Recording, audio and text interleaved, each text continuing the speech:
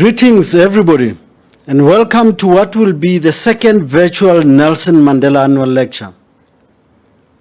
Wherever you are in South Africa or in other parts of the world, I bring you the best wishes from the trustees and staff of the Nelson Mandela Foundation.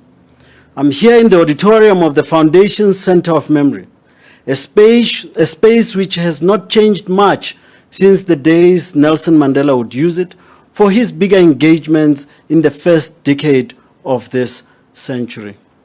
Those of us who worked with him, we miss him a lot.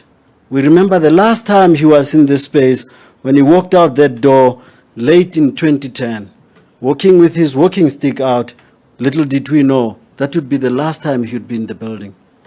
We miss him in a world which is changing so rapidly that simply keeping up with it seems to be a great challenge, both intellectually and emotionally.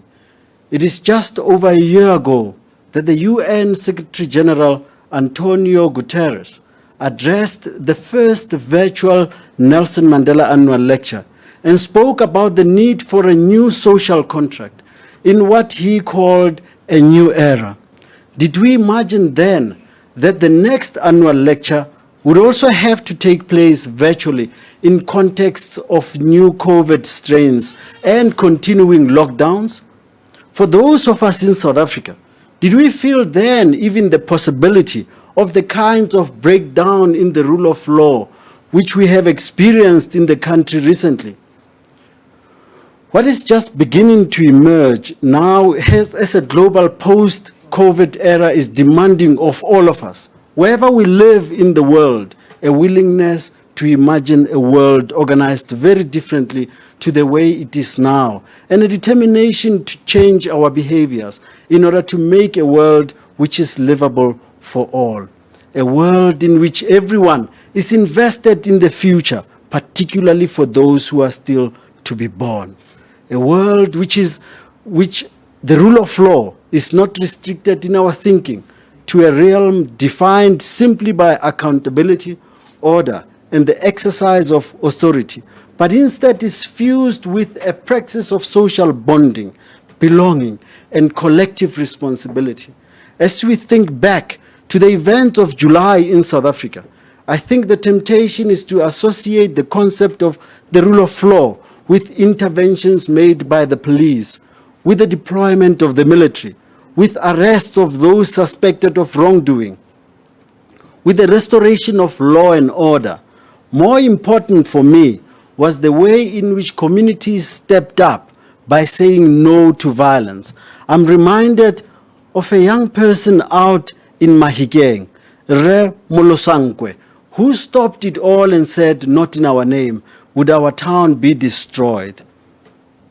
By contributing to peacemaking endeavors, such as the work that's being done by the SAHRC and SACC, by supporting law enforcement in the protection of infrastructure, by cleaning up, and by contributing to the work of relief and recovery. It is societal energy and action like this which makes the rule of law sustainable. If a post-COVID world is going to be livable for all, then it will have to draw deeply not only on respect for the rule of law and capacity to enforce it, but also on deep-rooted cultures of collective responsibility, solidarity, and care. How to build those cultures is a singular challenge. In the context of the damage that COVID has done to economies, societies, and societal fabrics, and human psyches, I'm reminded of the statistics released by Stats SA just yesterday here in South Africa, which indicates that a lot of young people are unemployed, and unemployment in South Africa is becoming such a pain. It is a challenge for South Africa. The events of July have given us an indication of just how stark and how fraught this challenge will be. But it is a global challenge too. In so many ways, South Africa is an early warning system for the world. Global dynamics, from north-south fissures to climate change, from patterns of inequality to sediments of colonialism, from human migrations to the search for enduring bases for social bonding, global dynamics are playing out in very concentrated ways in South African society and polity. These are the contexts in which it is so appropriate that our speaker for this year's lecture is Madame Fatou Bensouda, the former prosecutor of the International Criminal Court, and that she is speaking to the theme of the rule of law, international criminal justice, and sustainable development. Before the chairman of our board of trustees introduces, let us pause for a singing of the South African national anthem. I'm wearing a shirt. No jacket. Oh, no jacket. A shirt. Over this.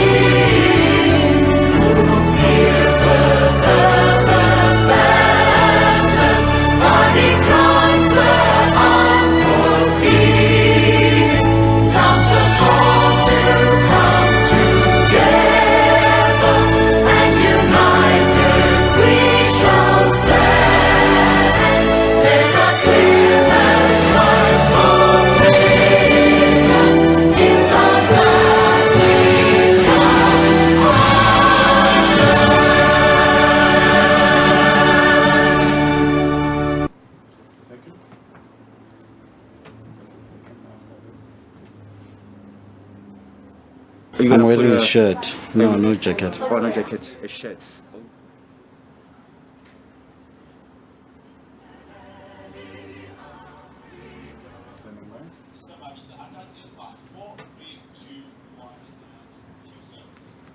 Before we continue with proceedings, let us take a moment of silence to remember those who have been lost to COVID-19 around the world, and those here in South Africa who lost their lives during the waves of public violence in July. We also remember the 23-year-old law student at Fort Hare who lost her life to gender-based violence, Aus Nosicelo Ntebeni. We say to her family, we pass our deepest condolences to you. Your loss is not just yours, it's ours too. And to the community of Fort Hare, we're saying, we know you held a memorial in her honor. May we vow that this is the last death like this. Her death is yet another reminder that South Africa is a violent democracy. And in honor of those people, we must make sure that South Africa doesn't continue to eat her own children. May we have a moment of silence.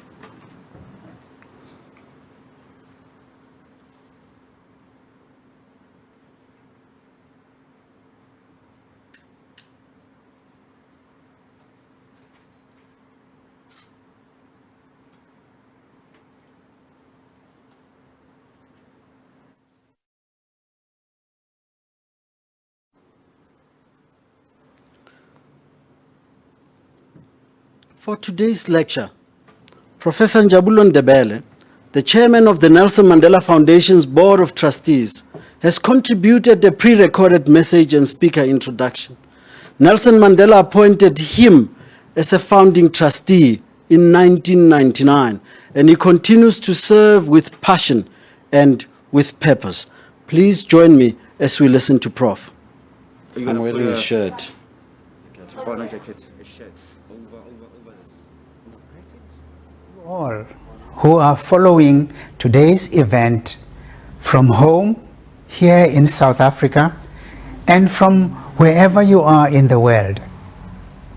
On behalf of the Nelson Mandela Foundation's Board of Trustees and the staff of the foundation, I thank you for supporting the 19th Nelson Mandela Annual Lecture with your presence. The world we all live in today continues to change, and change so rapidly that both our intellectual and emotional understandings of it, and even of ourselves, are changing all the time. It is just over a year ago that United Nations Secretary General Antonio Guterres addressed the very first virtual Nelson Mandela Annual Lecture and spoke about the need for a new social contract in what he called a new era. The demands of that new era do indeed continue to exert pressures of various kinds on all peoples around the world.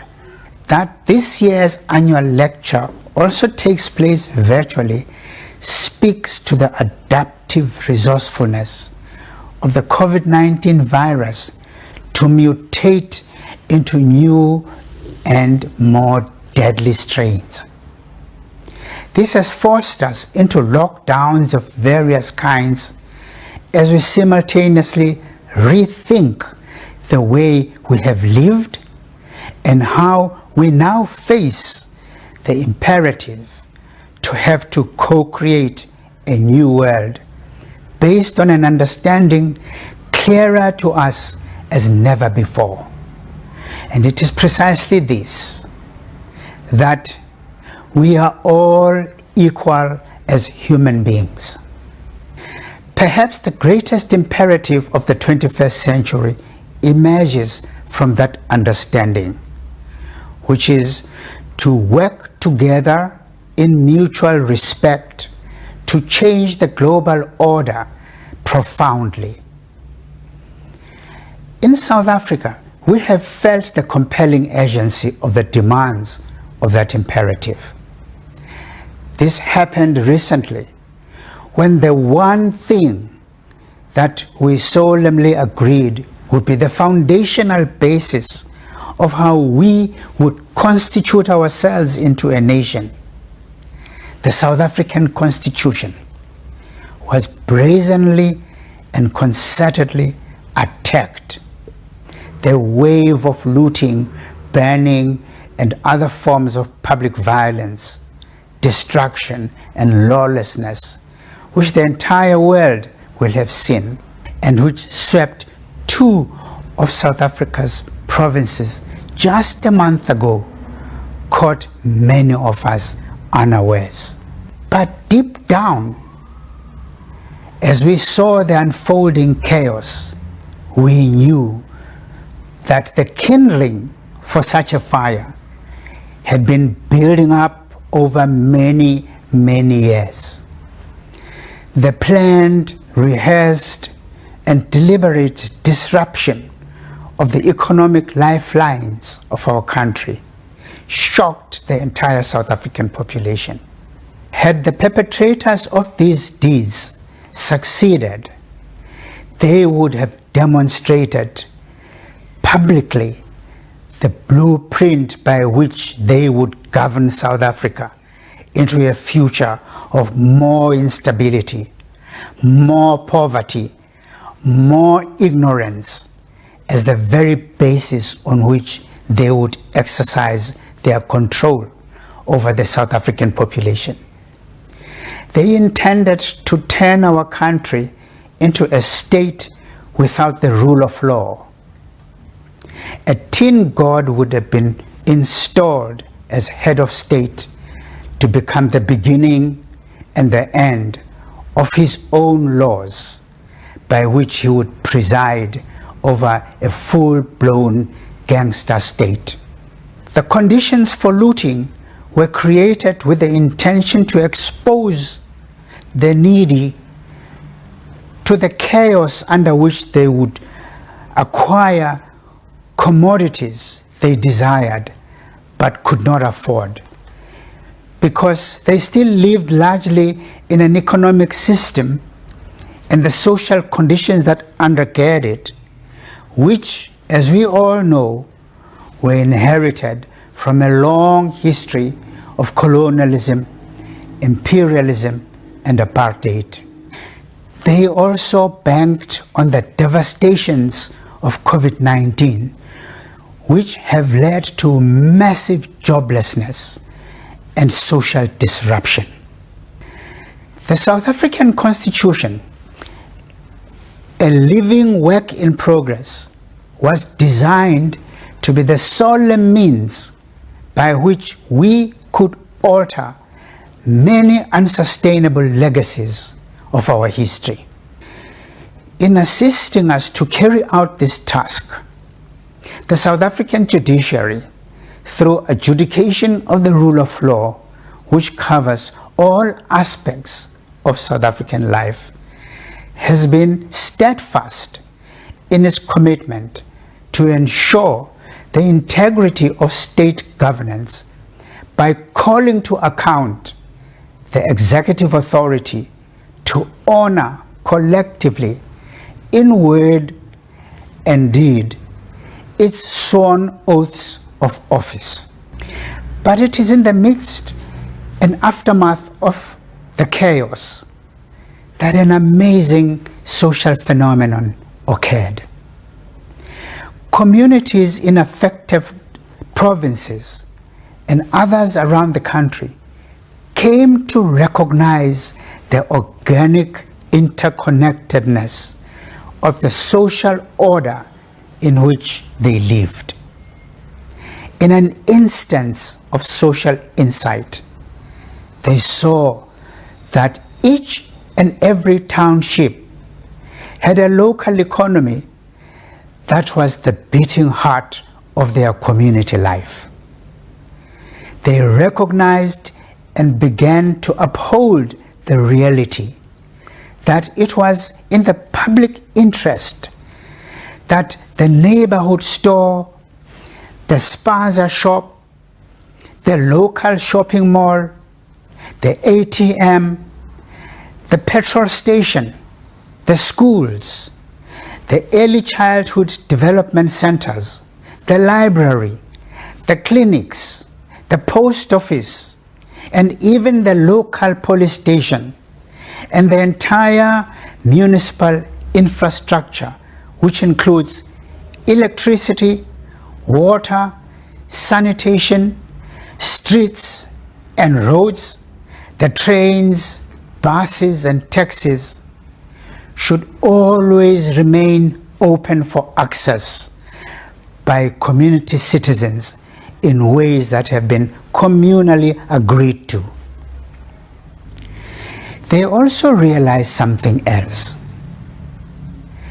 They realized the necessity to end all forms of violence as the means to achieve community objectives, no matter how unhappy some citizens might be.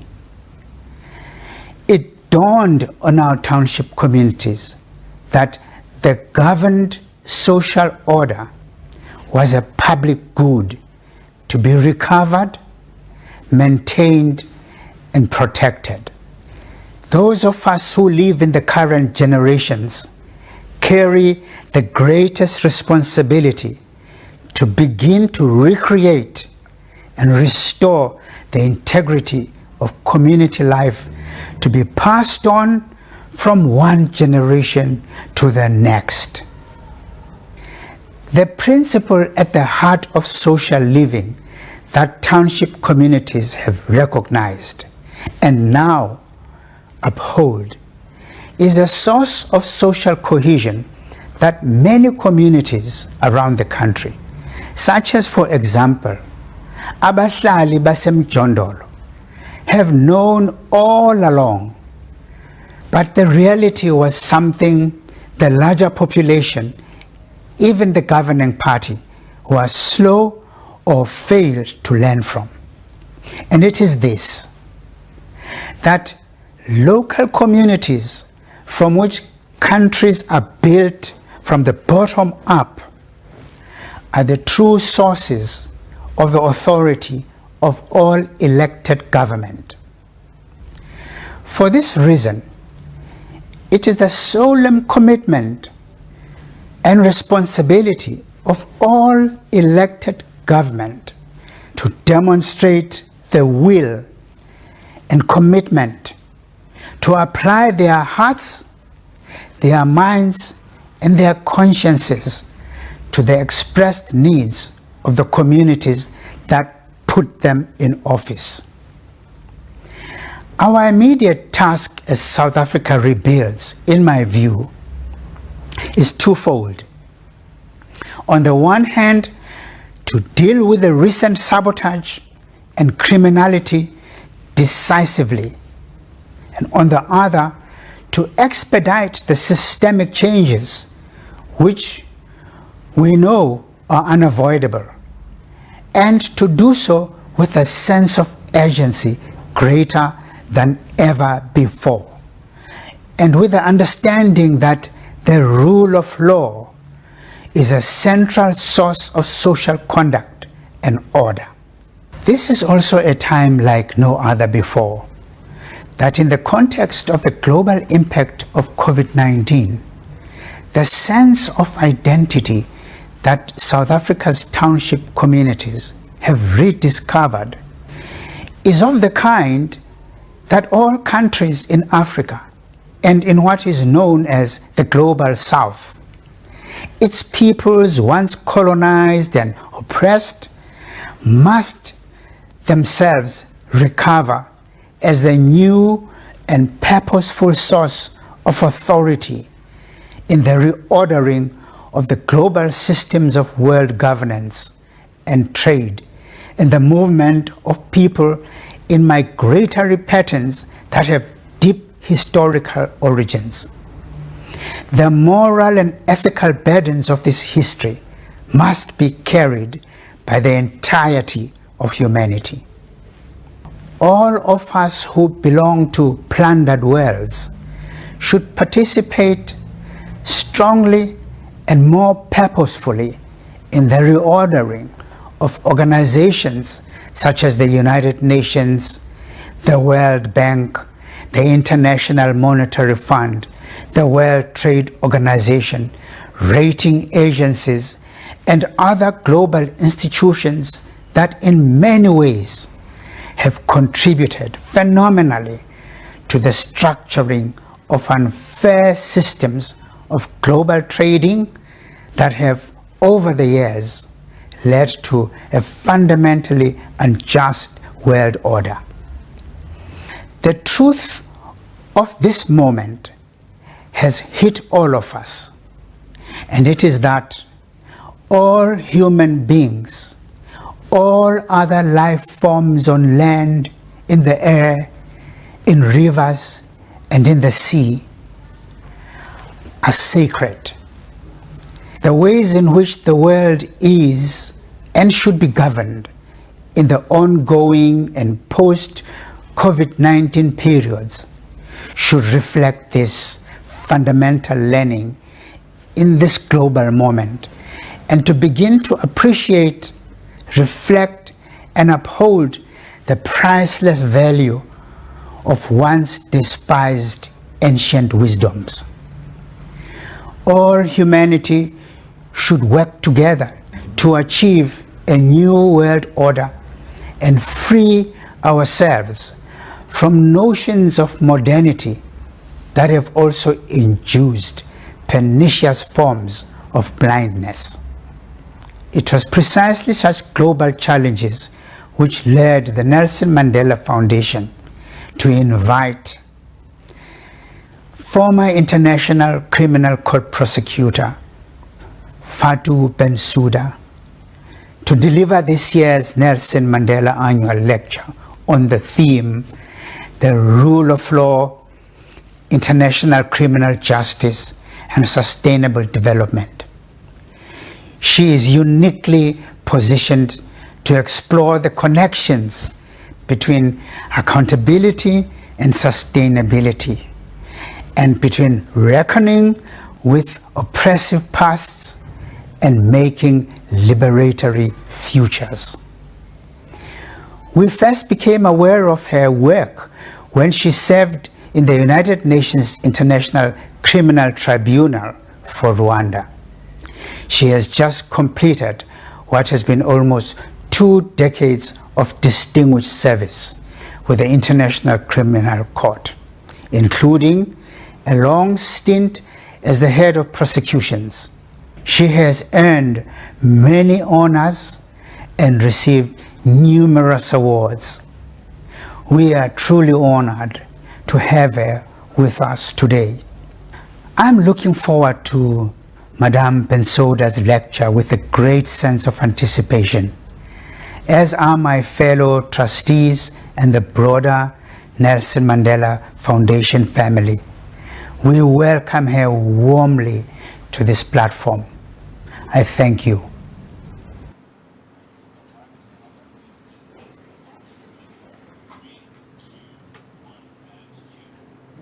I think you'll agree with me that Professor Ndebele has introduced the lecture and our lecturer with a powerful provocation and a strong reminder of the anchors for law and the rule of law in democracies.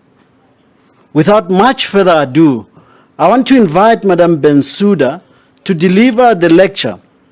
I have not yet had the honor of meeting her in person, but I've admired her work from a distance, and I have had many interactions with her during the planning of today's event. I have to tell you that her humility is the thing that humbles you as you listen to her, because she kept on just showing her gratitude for us inviting her. Little did she know, we bow in terms of how she has represented the continent and the world. Madam, I can't wait to hear you, and I'm sure I speak for everyone who is watching live with us today. Over to you, Madame Bensouda. Thank you for that kind introduction. Your Excellencies, distinguished guests, dear friends, ladies and gentlemen, allow me to start by thanking the Nelson Mandela Foundation for inviting me to address this esteemed audience across the globe. I also want to acknowledge my big sister, Graça Machel, who is here with us today, and to thank her for the impressive work she is doing in advancing the rights of women in Africa and beyond. From those viewing in the host nation of South Africa to those in attendance online, thank you for joining us in these unprecedented times. In the past few decades, I have had the opportunity to deliver notable lectures, but it is an incredible honor to be invited by the Foundation to address those who hold a shared vision of advancing the legacy of His Excellency Nelson Mandela, one of the world's greatest public servants and civil rights icons. His life continues to inspire us all as we tackle the multifaceted challenges that face humanity today. During apartheid, Mandela's name became a beacon of light in the struggle against oppression and injustice. With courage on one hand and tenacity on the other, he guided South Africa through murky waters and wrote his name on the sands of time as a symbol of peace and reconciliation, resonating across Africa and beyond. Years ago, as a young girl growing up in the Gambia, a relative of mine who served as the principal magistrate of the city of Banjul always spoke highly of Mandela and his vision to uphold human rights. Many of us across the continent remember hearing songs of praise about Nelson Mandela, whether by Youssou N'Dour in Senegal or Ladysmith Black Mambazo in South Africa. Despite being held captive far away in Robben Island, Madiba's voice and principles echoed and guided us. he was present in our conscience and daily lives, embedding in me an innate strive for justice, especially in my early years as a human rights practitioner. The more I learned about Madiba, the more I learned about steadfastness and resolve. His dedication to nonviolence, in spite of his circumstances, remains an upright quality we must continue to uphold in turbulent times, even in South Africa today. I must commend the work of the Nelson Mandela Foundation for keeping his memory and legacy alive by reviving a living archive anchored on peace and reconciliation. As custodians of his life's work, centering accessibility, solidarity, and collaboration across institutions reinforces our global fight for freedom by all means necessary. I should confess that the relationship between international criminal justice, the rule of law, and sustainable development has attracted and continues to engender interesting, but at times very heated and controversial debates. One of those being the classic dilemma of pursuing peace versus justice. During my career as chief prosecutor at the International Criminal Court, while investigating alleged commission of crimes in areas of armed conflict, some negotiators often believed the ICC's intervention would impede the peace process. I have always been of the view that peace and justice must work together contemporaneously. Prioritizing one over the other jeopardizes the chance of achieving either. As is often cried on the front lines, no justice, no peace. For this reason, I remind fellow human rights practitioners how important it is for communities to understand that the promise of peace comes with justice and accountability. I believe this package is a more sustainable recipe for actualizing Madiba's vision of transitional justice, whether through redress or transformation of political and social systems. We must continue to question how we approach these processes to attain more sustainable and progressive futures.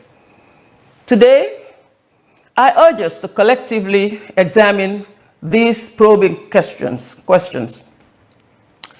To what extent does international criminal justice and the rule of law contribute towards sustainable development?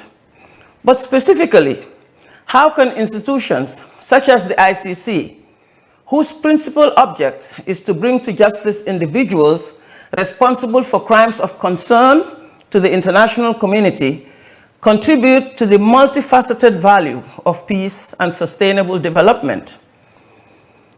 Sustainable development meets the needs of the present without compromising the ability of future generations to meet their own needs.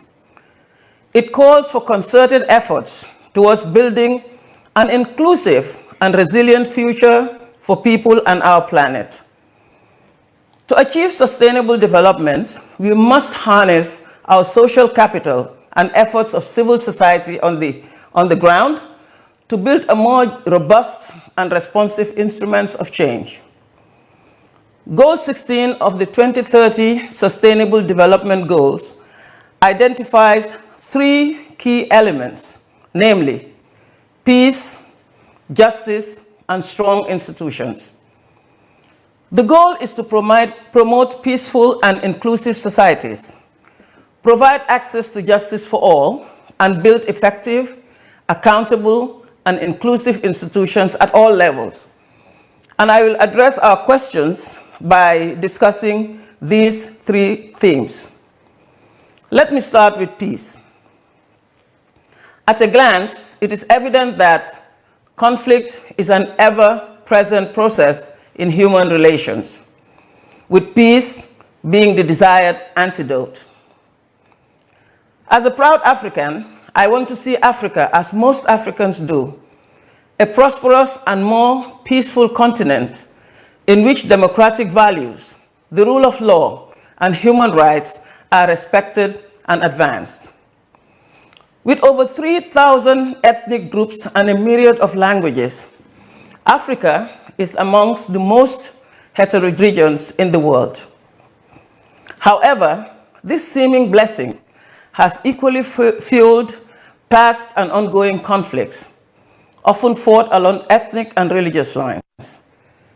It is important for governments, especially democratic governments, to understand that their primary duty is to safeguard the rights of citizens, whether economic, political, or social. This is what toils fertile ground for inclusive and sustainable development, rooted in values of peace and unity. In principle, any government unable to safeguard these rights has failed to discharge its primary duty. When a government does not invest in human development, namely healthcare, education, and standard of living, the people despair. When a government does not adopt growth-oriented policies, factoring comprehensive socio-economic challenges, the people despair. When a government runs a sham democracy and fails to take into account the socio-political plight of vulnerable and marginalized groups, the people despair. You see, despair is no ingredient for prosperity. And without hope, we cannot actualize or activate peace, especially among increasingly globalized and rapidly developing societies in Africa. When heads of state and leaders fail to build solidarity, the people often fall back to tribal or religious divisions, for example, as a reactionary means of survival. In trying to survive, a breakdown of law and order often leads to the commission of egregious crimes by both state and non-state actors. A leader who fails to quell violence, but rather fans the flames of divisiveness, should be held accountable. In such a case, where the parameters of admissibility and complementarity are satisfied, the ICC could intervene. The goal outlined in the Rome Statute is to end impunity and contribute towards lasting peace. Whether through setting judicial precedent or deterring future crimes, it is important to acknowledge the role and responsibility of leaders in the deprivation or realization of peace. I dare to say that the level of greed and impunity on the African continent strongly limits our strive towards lasting peace. When leaders sabotage their own countries, do they not have future generations in mind? This short-sightedness fails to anticipate the ripple effect of their actions, not only on themselves, but on the people whom they took an oath to serve. We must hold accountable the perpetrators of neo-patrimonial politics and gerontocratic regimes with outdated imaginaries of the state. And on this note, I invite us to collectively envision what a new liberatory social contract might look like. To begin, we must confront ourselves honestly, as we have, about the root causes of this rampant social disorder. If we all yearn for peace, are our leaders implementing steps towards necessary radical reform? By this, I don't simply mean more steps, but different steps. It is time to see solidarity in action, effective dialogue, and response that puts victims first, not politics first. Through his work and lived experience, Madiba taught us that embracing our identity should not come at the expense of humanity. He galvanized a country divided along racial lines under the umbrella of a rainbow nation. Madiba dreamt of a nation where peace and freedom formed the foundational basis of a modern democracy. Towards the turn of the century, he brought promising hope to Africa.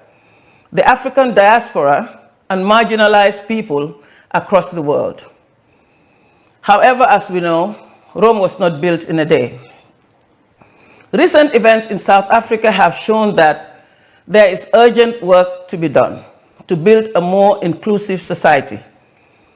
It is clear that economic inequality and mistrust in public institutions has fueled a hostile response amongst the people.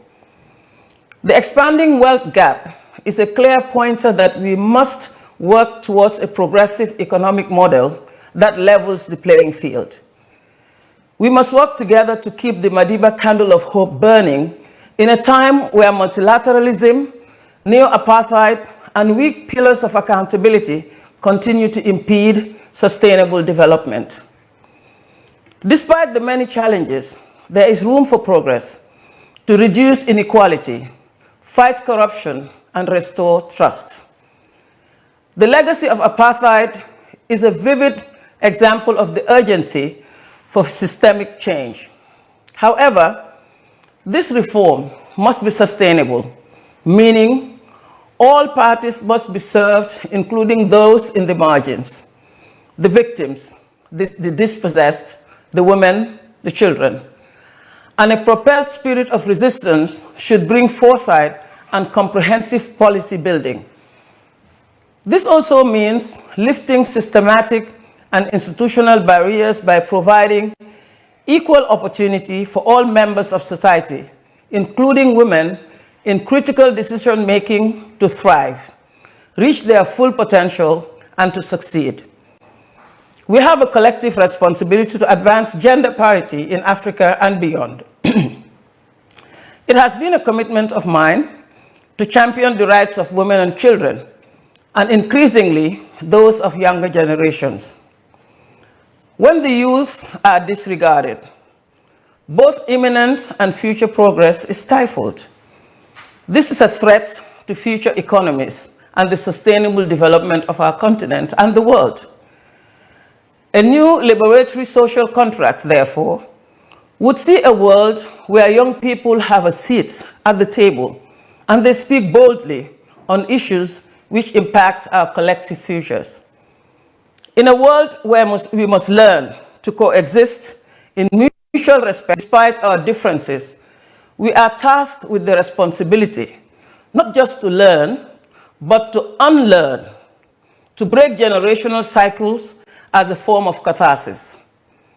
Above all, we must continue to hold the essence of peace and humanity as sacred in this boundless and ever-changing world.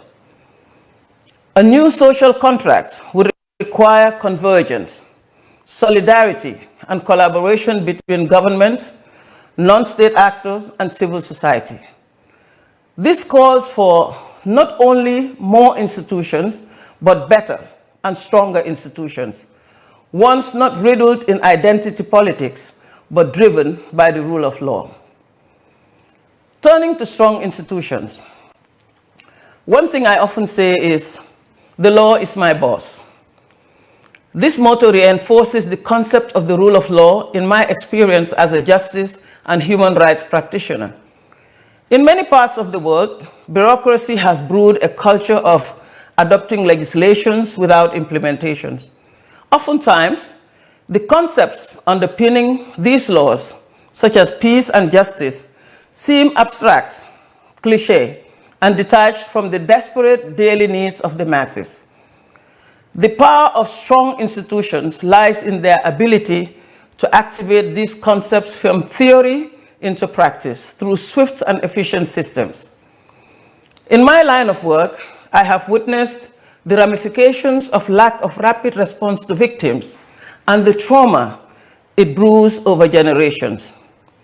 Within this process lies the paradox and nuances which institutions like the ICC are tasked with dissecting and resolving. As captured in SDG 16, people around the world need to have faith in the institutions responsible for ensuring justice.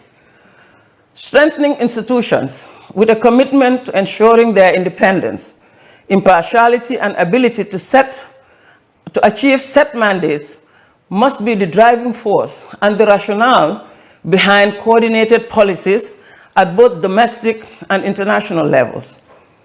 As you know, the International Criminal Court is the world's first permanent criminal court holding accountable those responsible for the commission of crimes of concern to the international community, including genocide, crimes against humanity, and the crime of aggression, war crimes. Over the past 2 decades, it has developed a body of knowledge that addresses these questions through various opinions and jurisprudence. The Rome Statute criminalizes and seeks accountability for conducts which strike at the very heart of our societies. And these include not only violent crimes against protected groups and persons, but also crimes against cultural property and emerging frontiers yet to be covered by the Rome Statute system. While examining the relationship between international criminal justice and the broader challenges of attaining sustainable development, it is important to stress that the independent mandate of the court and its office of the prosecutor must always be respected and protected. This institution, seeking justice for victims, should be shielded from political interference, resource paucity, and any other internal risks which may threaten its effectiveness and efficiency. As you may already know, some of these issues are currently being addressed by the ongoing review of the court. I strongly believe that intervention by an independent and impartial court as the anchor of the international criminal justice system plays a critical role in contributing, even if indirectly, towards peace, reconciliation, and reconstruction of societies recovering from the ravages of war and conflict. This intervention not only supports accountability and justice efforts, but in the long run contributes to the construction of judicial and other rule of law institutions within national legal systems, all of which are critical to facilitating sustainable development. Some may argue that there are no positive linkages between international criminal justice and peace building. A proponent of this school of thought, Hideki Shinoda, notes that excessive pursuit of justice in an unstable society risks undermining opportunities of peace.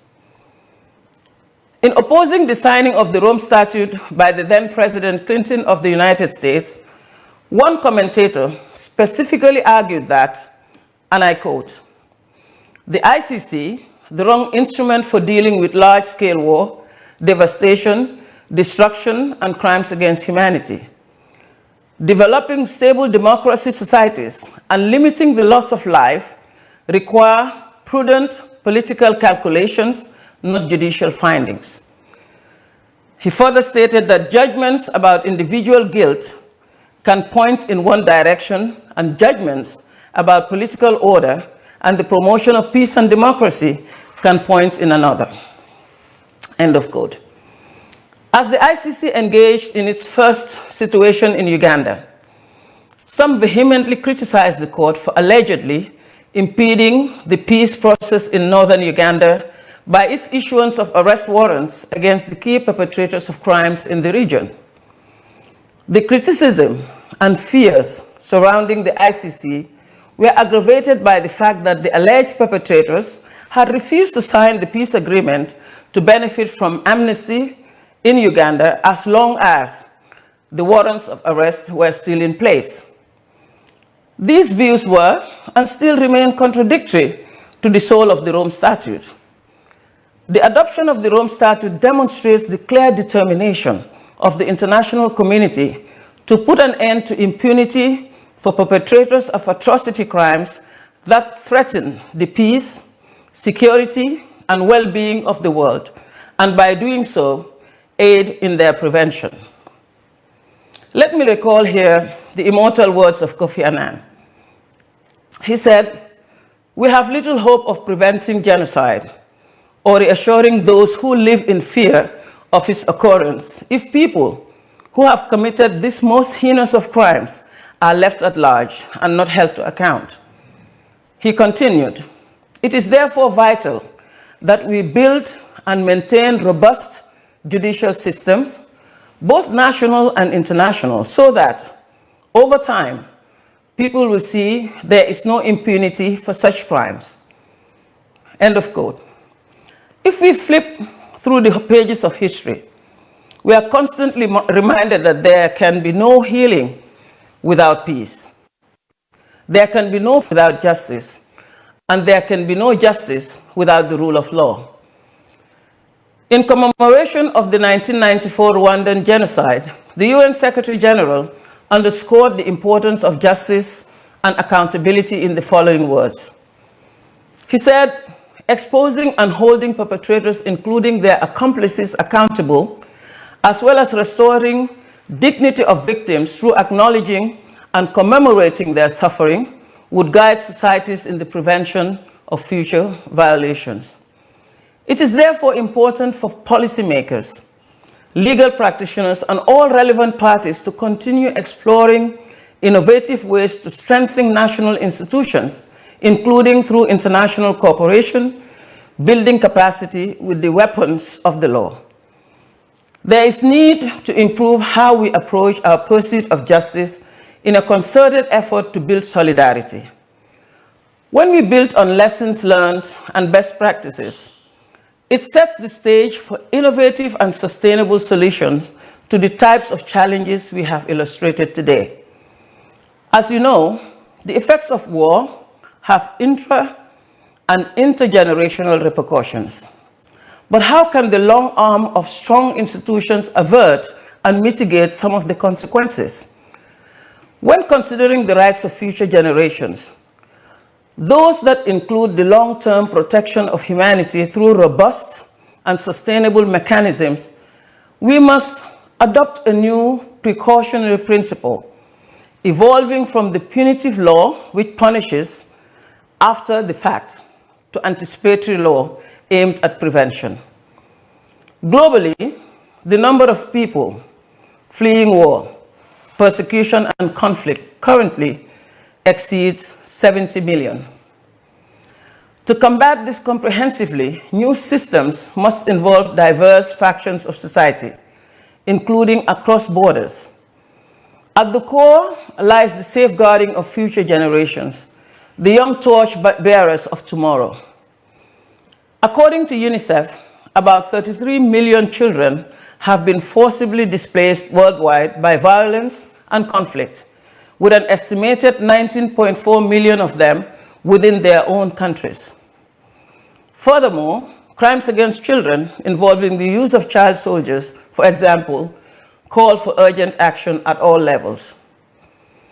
It is estimated that by 2050, Africa will have the greatest potential among all continents in respect of its young and dynamic labor force. Protecting and cultivating this enormous potential must be a strategic imperative for African countries. In a world where our struggles are increasingly interconnected and the value of preemptive measures is evident, we must engage all critical actors, governments and their institutions, international, non-governmental organizations, and civil society. It would be nothing short of an illusion to think that we can rely exclusively on states to uphold respect for human rights and the rule of law. When governments fail, active citizens moving in solidarity, even across borders, build new orders that propel the vision of a more just world. While I served as chief prosecutor, my office held biannual meetings with members of civil society organizations committed to holding individuals to account for international crimes. This enabled collaboration with external partners for practical pursuit of our mandate. On the other hand, delays in implementation of the reparations mandate of the Trust Fund for Victims and lack of cooperation from situation countries call for greater creativity in addressing challenges that fail to harness a collective and sustainable approach. The emergence of new actors has led to the expansion of frontiers in the field of international law at its intersection with climate justice, data privacy, cybersecurity, and business and human rights, among other fields. And these increasingly sophisticated systems reshape and reform the ways in which we strategize and fundamentally understand our interconnectedness. Let me finally address justice. I recently met with a few young people who asked me the question, are you scared for the future of international criminal justice given the current trajectory? My response was simple. There is nothing to be scared about, as I believe in the collective power of those championing the global and constant fight against injustice. Despite the challenges with the multilateralism and cooperation between states and institutions, I firmly believe in the efficacy of international treaties and national instruments. But how do we strengthen institutions tasked with dispensing justice? The causal link between justice and sustainable development is global access to the former without prejudice. The concept of justice conflates the principles of fairness and equity. A just and equitable society is one which prioritizes, among other things, equal access to education, zero tolerance for discrimination against women and girls, non-discriminatory laws and policies, and education on human rights. My primary agenda as Chief Prosecutor was to ensure that victims of international crimes were given access to justice.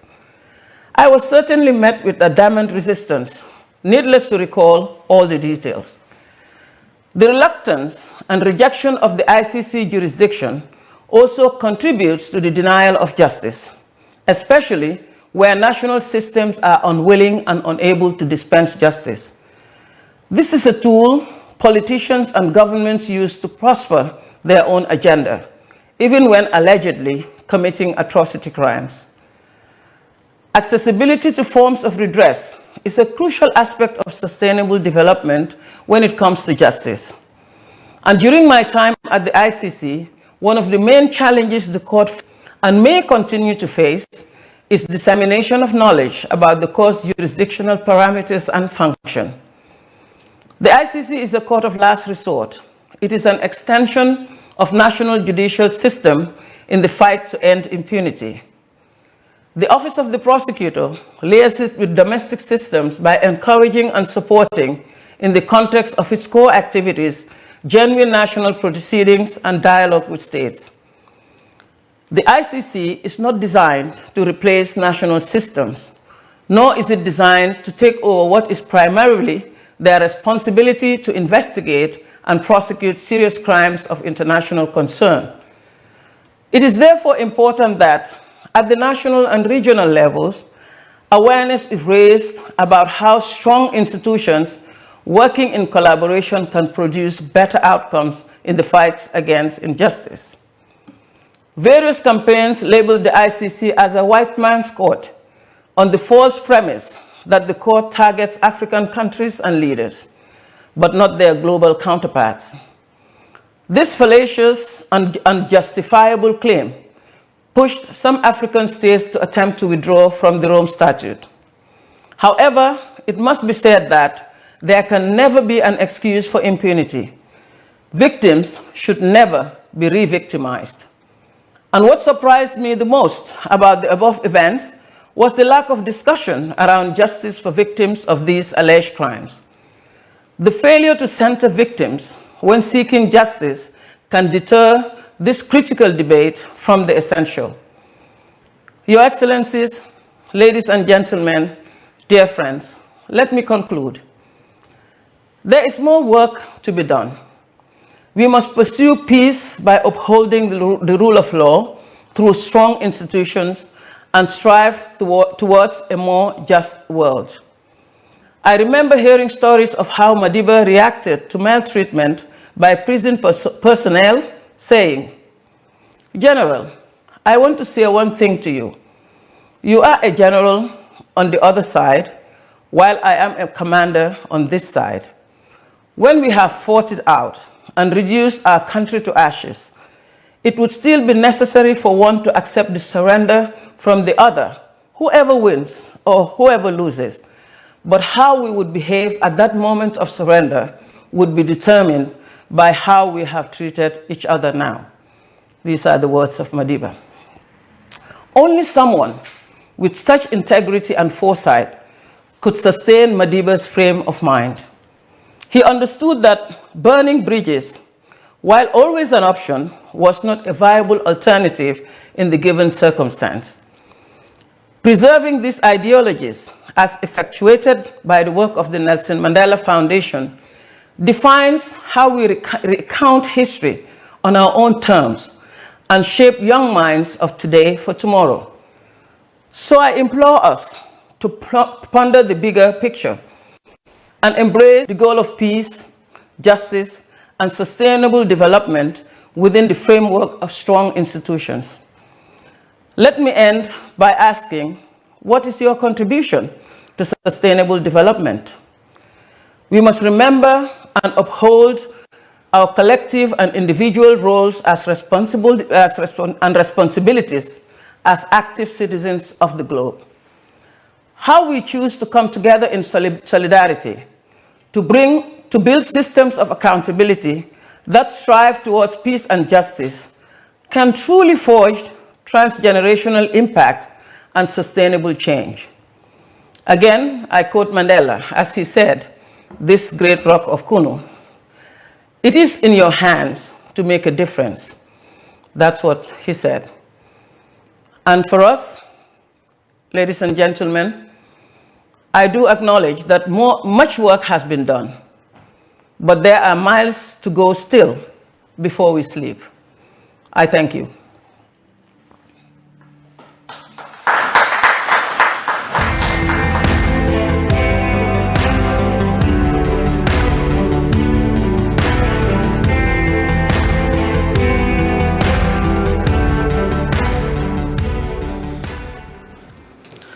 Thank you so much, Madam Bensouda.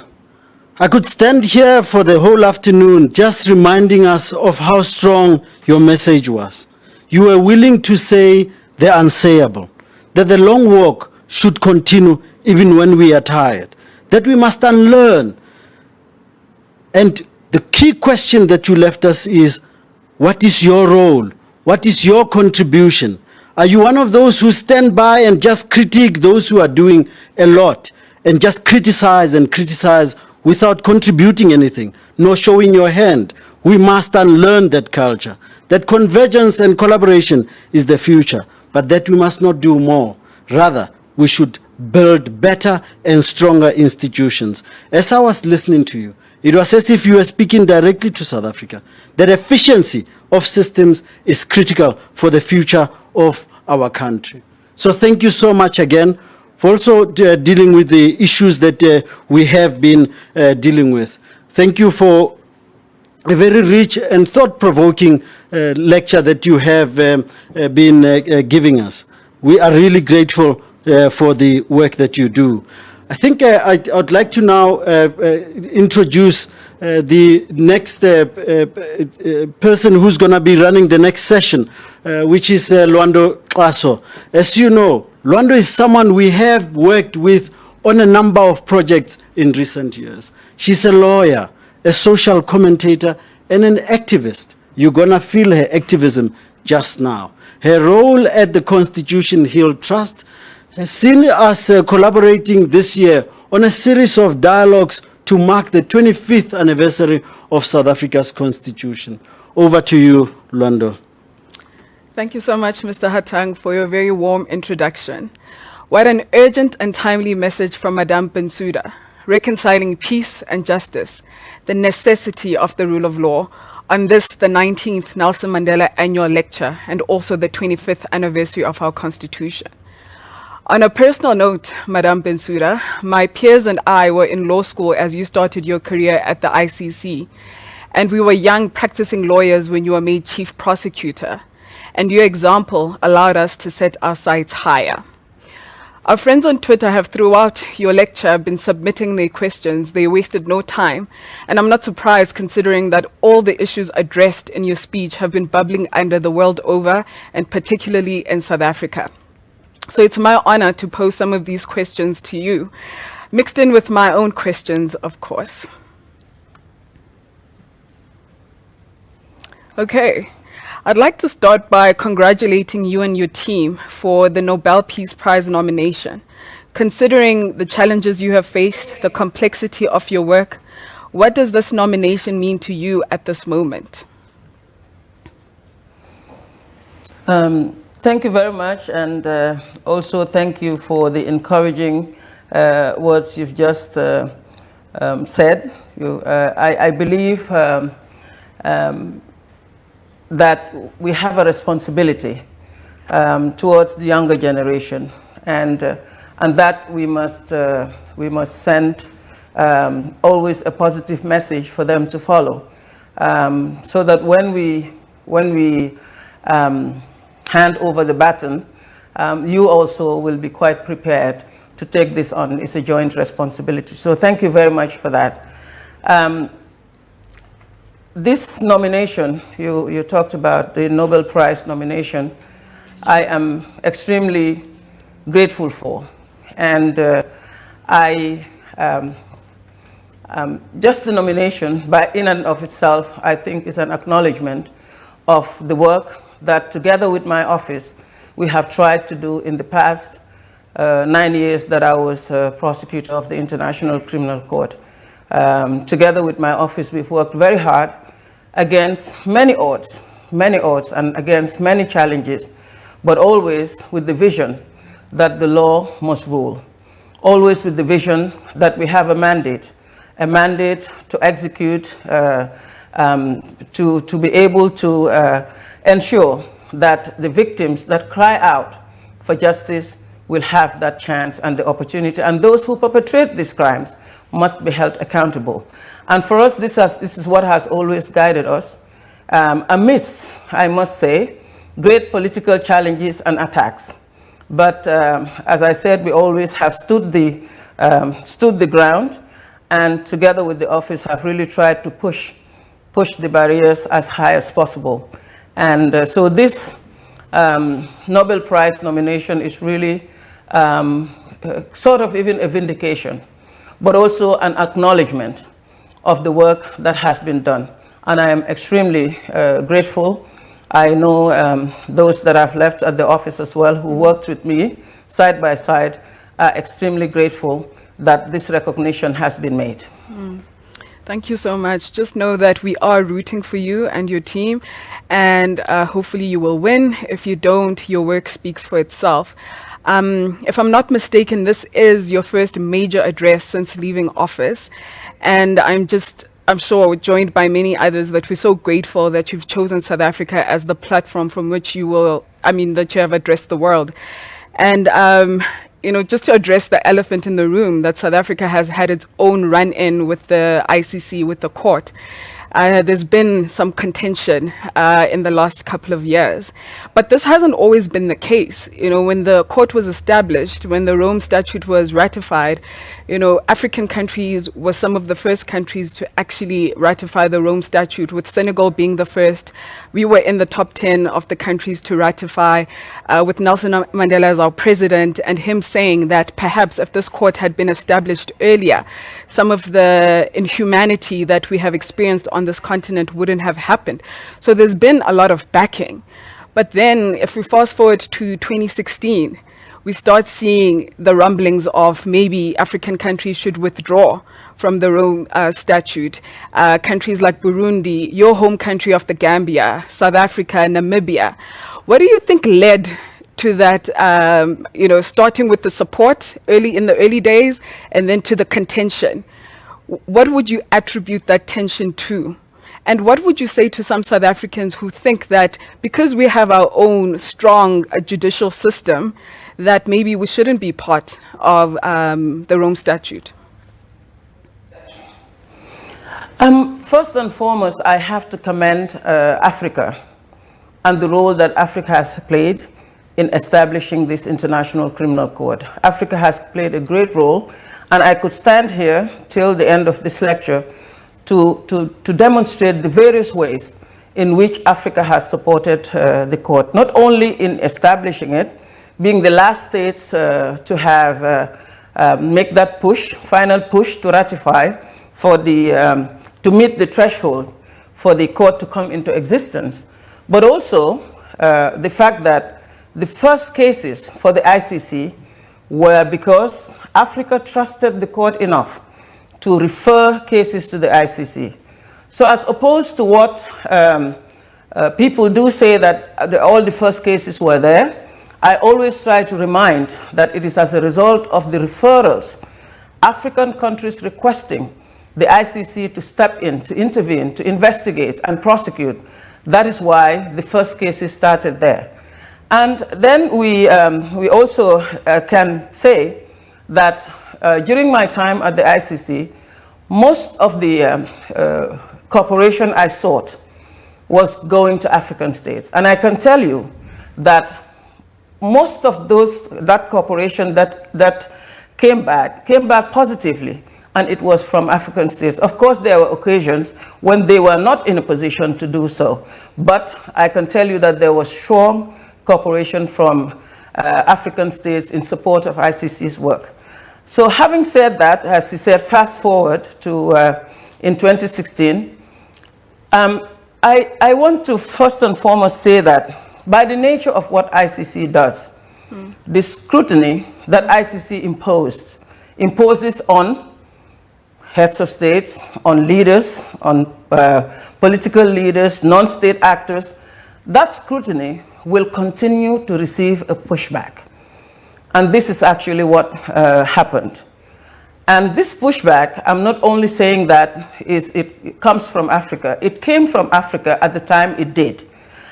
Fortunately, you have talked about all these states, different states that have decided to withdraw from the ICC because ICC dared to want to scrutinize whether the crimes falling within ICC jurisdiction have been committed there, such as my country, the Gambia. Fortunately, I always say the lamb has returned to the fold. That is not happening anymore, or that hasn't happened, and Gambia has more or less the withdrawal from the ICC. But that is really the fact of the matter. When governments or states suspect or see that the ICC is daring to probe into conduct that could amount to ICC crimes that fall within the jurisdiction of the ICC, there will be pushback. If you look at currently where the ICC stands, this pushback has come to be demonstrated that it was not only in Africa. When we decided to go to other jurisdictions, because our jurisdiction led us there, you have seen the pushback we're receiving, the ICC is receiving currently. It is clear. So I would just say that by the nature of what we do, by the fact that the crimes we investigate involves very high-level leaders, the crimes involve thousands of victims, the crimes are so serious that it shocks the conscience of humanity. In the end, those who feel that they will be scrutinized for that court can easily mobilize, most of them are state actors, mobilize for pushback to happen against the ICC. So this should not be seen as a fault of the ICC. This should be seen as the ICC doing its work and doing it properly, doing it with credibility, and doing it as it should be done. And just to maybe keep with the South African context, we know that apartheid was a crime against humanity. And we know that when it comes to reparations and criminal prosecutions, we haven't fared very well, right? And perhaps I'd ask you that, part of the powers that you had as chief prosecutor is to refer cases to the ICC. And knowing what you know about South Africa and not pursuing apartheid-era crimes, to the extent that the South African people desire, would you, do you think there is a case in South Africa to refer to the ICC? And also when it comes to this idea of peace and justice, you know, a lot of people may feel that we have prioritized peace at the expense of justice. And if peace is lacking, I mean, if justice is lacking, do you think the peace that we have is even real? That's a very interesting question, of course.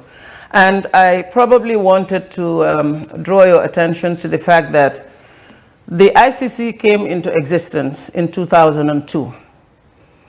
And this means that any crime that falls within ICC's jurisdiction that occurred prior to the establishment of the ICC, ICC cannot look into those crimes because it was not, the ICC was not in existence, and the temporary jurisdiction will not allow it to go back.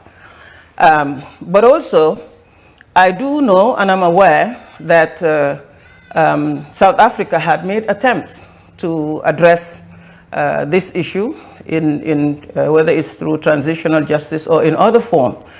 I'm just saying this to tell you that our intervention, first of all, ICC does not replace domestic jurisdiction. I mentioned this in my remarks. And when ICC intervenes, there are also criteria that are set for the court to intervene. When we have referrals from the state itself asking ICC's intervention, the ICC has to look at whether all the criteria is met for that intervention to take place. If there is no referral from the state, and the crimes occurring at the moment, for instance, are so important, so egregious, that they meet the threshold for ICC's intervention, the prosecutor would look into intervening if nothing is being done at the domestic level. So there is really, I would say that there is a criteria that is set. There is a framework that is set, which has to be satisfied for ICC to intervene. So given those, it was perhaps a bit, let's say, not difficult, but all the circumstances have not met for intervention in South Africa at the time. Thank you so much. I think that is much needed clarification. And then in a question that's been submitted by one of our viewers, Lisokhonolo, he wants to know what is justice, and perhaps if I put it to you, what does justice mean to you personally? First and foremost, justice is everything to me. I would start by saying that. But again, justice is being able to ensure that there is accountability. There is accountability for crimes, that the plight of victims is addressed, that there is rule of law, that in the application of justice, there is no discrimination, there is equality. It's a whole host of things to ensure that those who deserve justice, they get justice. And what we can do together collectively, again, I come back to the issue of strong institutions. Make sure that we have strong institutions, make sure that we look at things differently maybe, but always the goal in mind is the law must rule. The rule of law is what is important. And when the law rules, there will be justice. When all you think about is that the law has to be applied across the board equally, then you will see that the law will rule and we will have the rule of law. It's critically important to ensure that justice is done without fear or favor, as I always say. Definitely. And I think the other area that requires some clarification and maybe education for all the viewers and for me is this idea of the United Nations Security Council and the powers that it has to refer matters to the ICC. And as we know, in 2 instances, Darfur and Libya, it was able to refer cases even though those 2 are not state parties to the Rome Statute. This leads to a lot of unpredictability when it comes to referrals and perhaps the perception of unfairness. Is there a way that there could be predictability in referrals, and has anything maybe developed in the last couple of years that hopefully has addressed that issue of unpredictability? Yeah. In the Rome Statute, Article 16 says that the UN Security Council can make referrals to the prosecutor of the ICC when these crimes that are ICC's jurisdiction, war crimes, crimes against humanity, genocide, occur on the territory of even a non-state party. This is what the statute says. And by that, the UN Security Council is acting under Chapter 7. As you know, when it comes to issues of security, at the highest level, the UN Security Council is the political body that is charged with that. And these referrals, I always think that indeed it was a way of trying to bring justice to even those who have decided not to join the ICC. Because the ICC cannot just intervene anywhere. This is something that many people don't know. You don't just intervene in any state. It has to be a state party, or it has to be a state that has made a declaration accepting ICC jurisdiction, or it has to be a state that was referred, a situation that was referred to the ICC prosecutor by the UN Security Council. But what I believe and what I have tried to apply always is that when these referrals come to the office of the prosecutor, it should also be handled in the same manner as other referrals that comes to the ICC, by ensuring that ICC crimes have been committed, by ensuring that they have reached the threshold which warrants the intervention of the prosecutor of the ICC, and also by even looking into matters such as interest of justice. Will it be against the interest of justice if the ICC were to investigate in this situation? So once you have that, once you ensure that that criteria is met, then as prosecutor, you have an obligation to proceed with that case. So I think if one were to really handle, this is what I try to do, to handle it in that manner, objectively, I believe that there will be predictability, as you're saying, on how the office of the prosecutor will handle these cases. It has to be like we handle other referrals, like we handle when the prosecutor had to move proprio motu. This must be applied as far as I knew and tried to practice across the board in that manner. Thank you so much. We're running out of time. If it were up to me, we could just keep going for another hour. But perhaps the last 2 questions, the one that just came in, Sophie wants to know, looking at the situation right now in Afghanistan, what's your reaction? You faced huge pressure when you launched investigations into allegations of human rights violations by US soldiers. Do you feel vindicated? And on my side, my last question to you is, what are you looking forward to in the next chapter of your life and your career? In Afghanistan, it is unfortunate what is happening right now. But I would just say that there are other actors that have to react right now in Afghanistan. And what I just urge is, whatever the case may be, justice should not be set aside when it is practical to be able to do that. It should be part of whatever arrangements is taken going forward. So, but as I said, it's very unfortunate what is going on, and I hope that law and order can be brought about, can be brought back, brought into Afghanistan as soon as possible. And I'm saying this for the victims.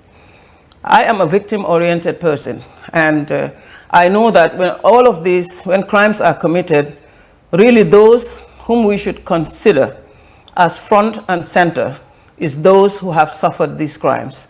What can we do to redeem them? What can we do to rehabilitate them? What can we do to ensure that they have justice and that those who perpetrate these crimes are held accountable for that? So, as I said, I mean, we have already announced the opening of investigations whilst I was there. It is up to the prosecutor now, the current prosecutor, to decide, of course, on the way forward with the situation in Afghanistan. And the next chapter for you? The next chapter for me is, you know, I am a service-oriented person. That's what I like to do. And at the moment, I'm increasingly thinking about going back to the Gambia and to see how I can contribute further to national development. But that does not mean that I am going to completely ignore the other contributions that I believe I can still make at the international level. We cannot thank you enough for delivering such a powerful lecture and for being generous with your responses to our audience's questions and my questions. In appreciation, the Foundation would like to present you with these two gifts. One is a bust of Madiba. We hope it will have a pride of place in your home, and we hope to hand it over to you when you come to South Africa, which means you owe us a visit. The second is Isikolo. We have observed your style, and we think this headpiece will go perfectly with your outfits. May you long remember us in this time that we've shared together. Thank you very much. Thank you. Thank you. It's really very generous of you for this gift, especially the Mandela bust. I think that is really something, as you know, will be in a very prominent place in my home. Thank you so much. As we draw to a close, and thank you, Lwando, this was amazing. I was looking at comments. Someone said Lwando is killing it, and the chief prosecutor is just returning the favor. So thank you so much to both of you. As we draw to a close now, it is time to invite Mrs. Graça Machel to the annual lecture virtual platform. Of course, she needs a little introduction to global audiences. She's a tireless activist for the rights of women and children, has taken leadership positions for many years, both locally and internationally, and worked hand in hand with Madiba in the last phase of his life's long walk. She has supported the annual lecture faithfully year after year since its inception.